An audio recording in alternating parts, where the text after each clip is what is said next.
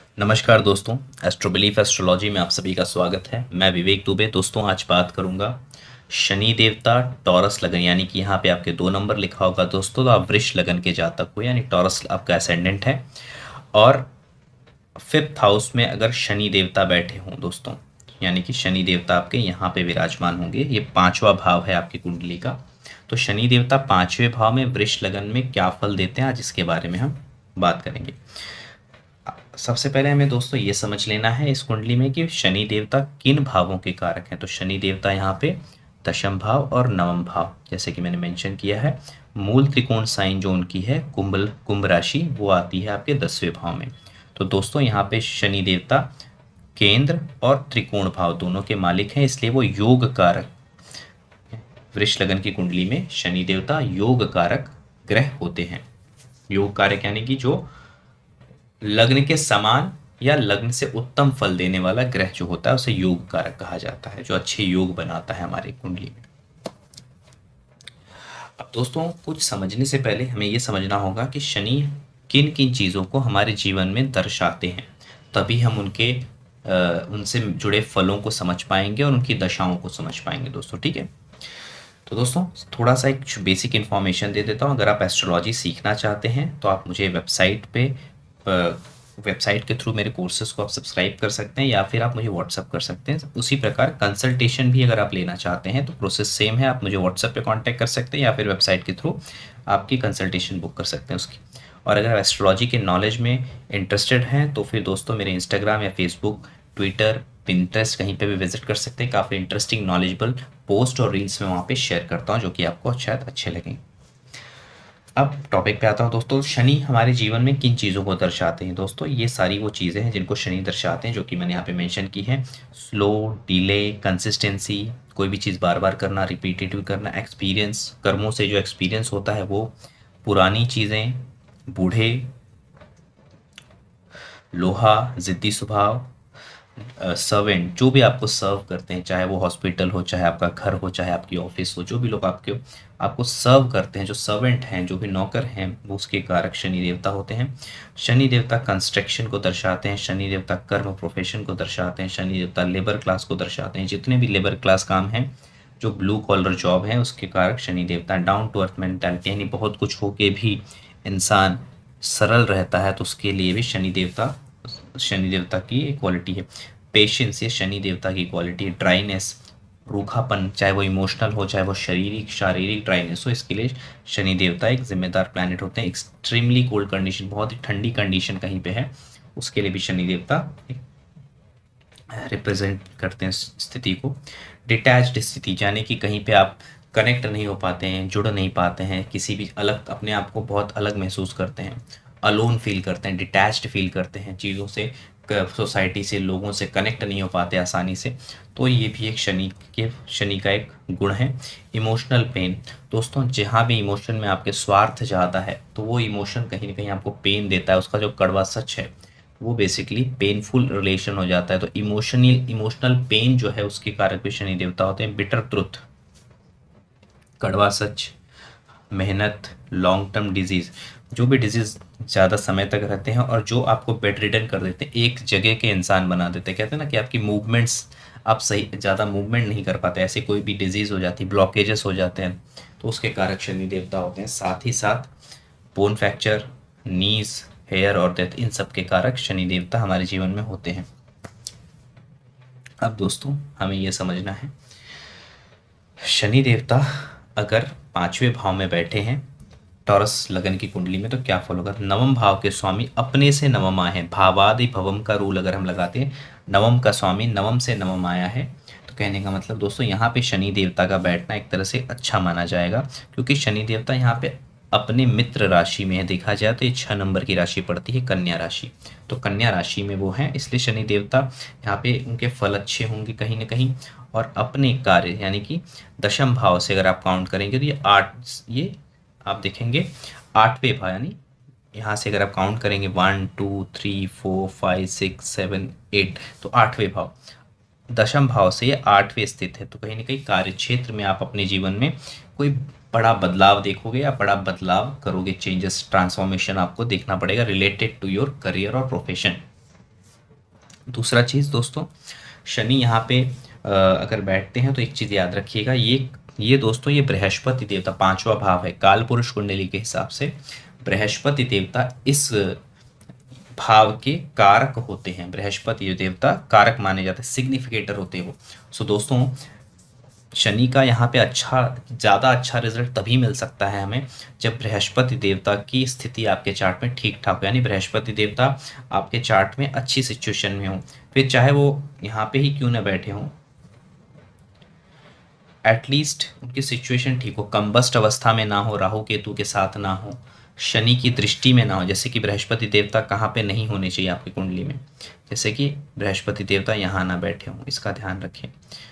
यहाँ बैठे होंगे तो यहाँ पे शनि की दृष्टि बृहस्पति पर पड़ेगी, जो कि कहीं ना कहीं बृहस्पति की यानी कि आपके एजुकेशन के लिए, आपके लाइफ में ओवरऑल ग्रोथ के लिए अच्छी नहीं है। उसी प्रकार से अगर बृहस्पति देवता यहाँ बैठते हैं तो भी समझ लीजिए, तो शनि की ये दृष्टि यहाँ पे 10वीं दृष्टि पड़ती है, तो कहीं ना कहीं शनि की दृष्टि बृहस्पति पे नहीं होना चाहिए, बस ये ध्यान दीजिएगा।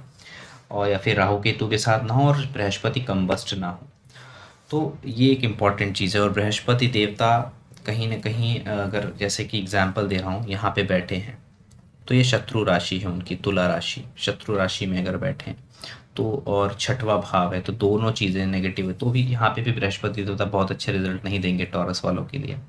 तो दोस्तों बृहस्पति अच्छे होंगे तो यहाँ पे आपका बेसिकली एजुकेशन अच्छा चलेगा। एजुकेशन के लिए, एजुकेशन की जो ग्रोथ है, आप अपनी एजुकेशन का सही इस्तेमाल कर पाओगे अपने जीवन में, उसके लिए बृहस्पति देवता यहाँ पे इंपॉर्टेंट है। और बेहतरीन रिजल्ट कब मिलेगा, जब बृहस्पति देवता यहाँ बैठे हों, यहाँ बैठे हों या फिर यहाँ पे बैठे हों। अगर ऐसी स्थिति है आपके कुंडली में बृहस्पति इन तीनों स्थानों में से कहीं पे विराजमान है आपके चार्ट में, तो ये बहुत अच्छी स्थिति को दर्शाता है और आप जीवन में जॉब, छोटे वर्ग, इन सब लोगों से काफ़ी अच्छा अर्न करेंगे, काफ़ी अच्छा प्रोग्रेस करेंगे। जॉब की लाइफ आपके लिए बहुत अच्छी हो जाएगी, अच्छे कंपनी में, अच्छे कॉर्पोरेट में आपको जॉब मिलेगा दोस्तों। तो कहीं ना कहीं शनि का यहाँ पे बैठना और बृहस्पति की दृष्टि शनि पे हो तो बहुत ही बेहतरीन ये सिचुएशन हो जाएगी। तो यहाँ पे बृहस्पति को एक थोड़ा सा ध्यान देना पड़ेगा कि बृहस्पति की स्थिति भी कैसी है, उस पर ध्यान देना है। और बुध यहाँ पे याद रखिए दोस्तों 12वें भाव में ना बैठे हो, बस ये एक इम्पॉर्टेंट मैं कहूँगा। 12वें भाव में अगर बुध जाते हैं तो ये थोड़े से तकलीफ वाली स्थिति हो जाती है।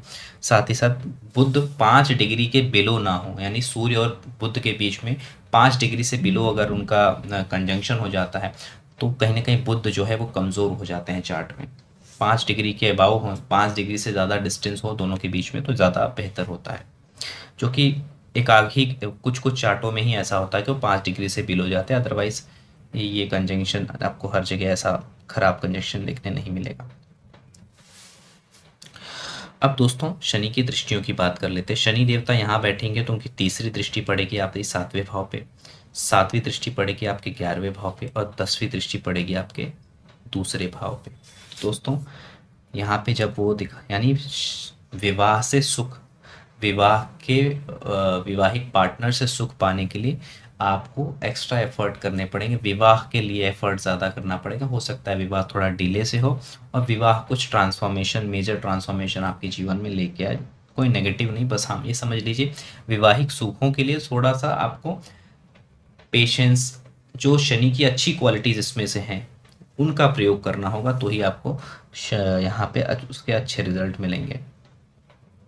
7वीं दृष्टि जो है दोस्तों शनि की वो पड़ रही है आपके 11वें भाव में, तो ये एक कोई दिक्कत वाली बात नहीं है। 11वें भाव पे अगर शनि की दृष्टि पड़ती है तो आय अच्छी रहेगी, लगातार बनी रहेगी। हाँ, बहुत बार ऐसा होगा कि आपके समय से आपको पैसा नहीं मिले, लेकिन पैसे की आय, पैसे का आना जाना बहुत ही सही तरीके से जीवन में चलता रहेगा। शनि की जो 10वीं दृष्टि है दोस्तों आपके दूसरे भाव पे पड़ती है, जो कि धन संचय की है, परिवार की है, वाणी की है, आपके फेस की है कहीं ना कहीं। तो ये भी ये दिखाता है कि दोस्तों शनि आपको सेविंग करने के लिए, यानी कि पैसा सेविंग अकाउंट जिसे हम कहते हैं, सेविंग के धन संचय के लिए थोड़ा कार्मिक, शनि की 10वीं दृष्टि जहाँ पे होते हैं वहाँ पे वो कर्म मांगते हैं, तो आपको कार्मिक रहना पड़ेगा, काफ़ी कर्मशील रहना पड़ेगा सेविंग के लिए। सेव करने के लिए आपको काफ़ी एक तरह से